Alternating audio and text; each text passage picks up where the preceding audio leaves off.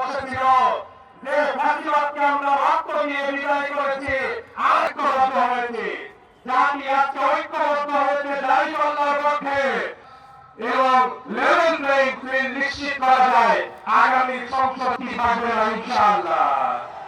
বিরামপুর, নবাবগঞ্জ, হাকিমপুর সদস্য হিসাবে নির্বাচিত করেছে। অতীতে আমাদের বিজয়কে ফিরিয়ে জামাত মনোনীত সংসদ সদস্য পদপ্রার্থী জননেতা আনোয়ারুল ইসলাম, তিনি 2 ইলেকশনে আমি ইসলামী ছাত্র শিবিরের পক্ষ থেকে এই এলাকায় দায়িত্বপ্রাপ্ত ছিলাম। নির্বাচন ছিল না, আমরা এমন সমাবেশ তো দূরের কথা, একটা উঠান ভোট কেন্দ্র দখলের চেষ্টা করবেন না। আমাদের শেষ এটি চিন্তাই হতে দিব না ইনশাআল্লাহ।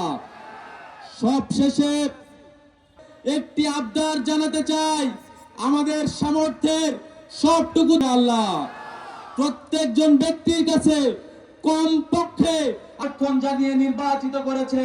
আমরা আশা রাখছি পাল্লায় আস্থা রাখবে এবং ইনসাফ এবং ন্যায্যতার উপর বাংলাদেশকে গড়ে তুলবে।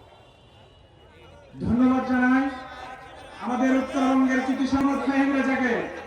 এই পর্যায়ে আমাদের সামনে গুরুত্বপূর্ণ বক্তব্য নিয়ে বিশ্ববিদ্যালয়ের ছাত্র শিবির সভাপতি এবং রাজশাহী বিশ্ববিদ্যালয়ের রহমান জিহাদ ভাই মোহাম্মদ মুস্তাফিজুর রহমান জাহিদ ভাইকে সৎপন্থীরা ক্ষমতায় আসলে আপনাদের অধিকার নষ্ট করা হবে।